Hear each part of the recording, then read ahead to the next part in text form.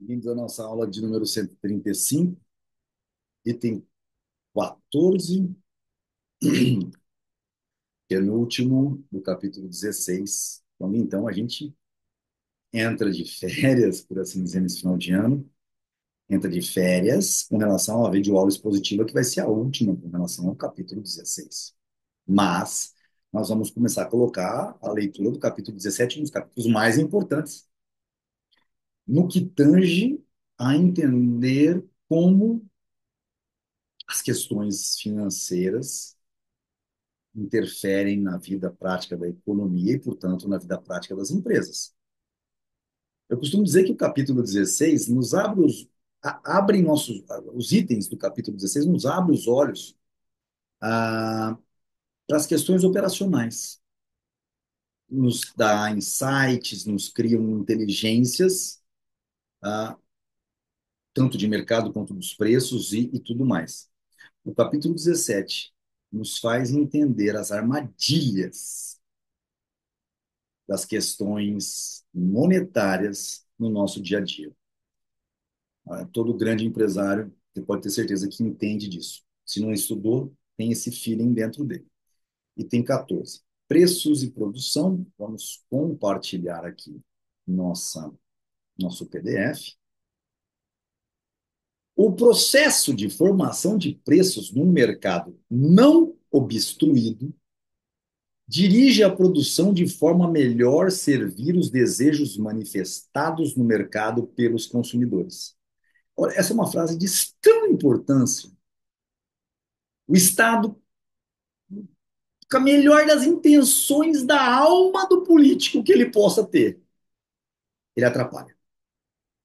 Somente no caso de preços monopolísticos existe a possibilidade de a produção ser desviada de forma limitada em benefício do detentor do monopólio.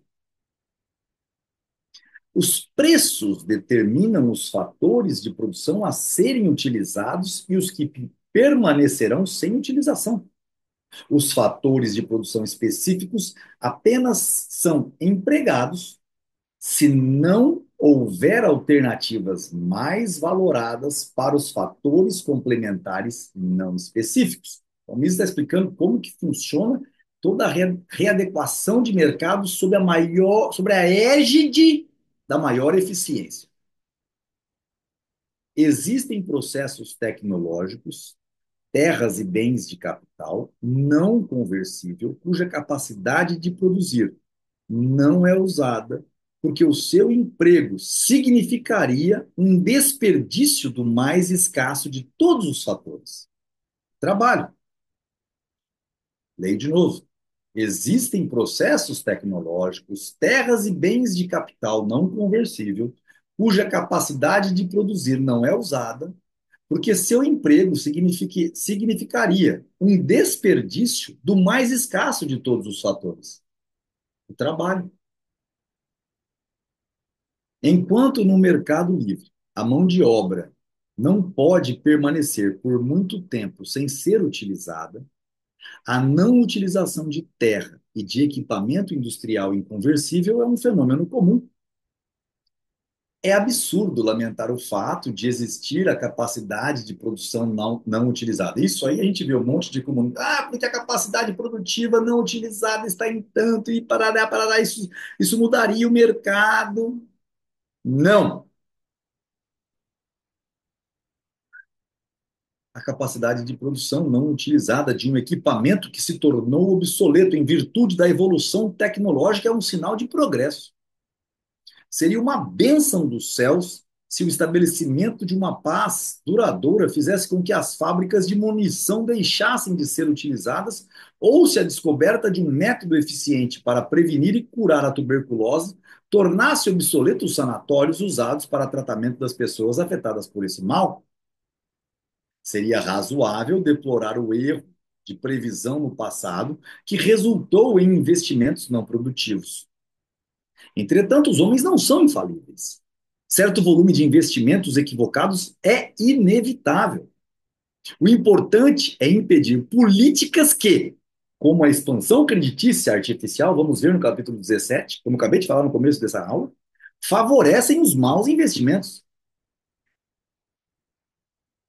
A tecnologia moderna poderia facilmente permitir o cultivo de laranjas e uvas em estufas no Ártico ou nos países subárticos. Todos considerariam isto uma loucura, mas no fundo é o mesmo que preservar o cultivo de cereais em terrenos rochosos e montanhosos à custa de tarifas e outras práticas protecionistas, enquanto por toda parte existem terras férteis e não aproveitadas. Ele está falando do caso da Suíça, que a gente viu aí em itens passados. A diferença é apenas de grau. Os habitantes do Jura suíço preferem fabricar relógios em vez de cultivar trigo. Fabricar relógio é para eles a maneira mais barata de adquirir trigo. Por outro lado, plantar trigo é a maneira mais barata de adquirir relógios para um agricultor canadense.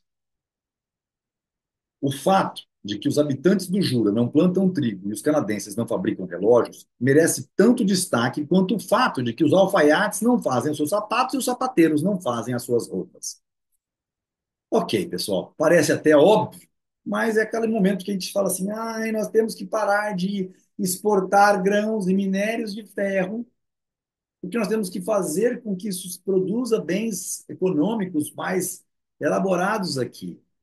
Ora, se isso for uma resolução de mercado natural, isso vai acontecer. Nunca peçam por intervenção estatal, achando que isso vai melhorar a economia ou a sua vida. Ok? Até a próxima aula.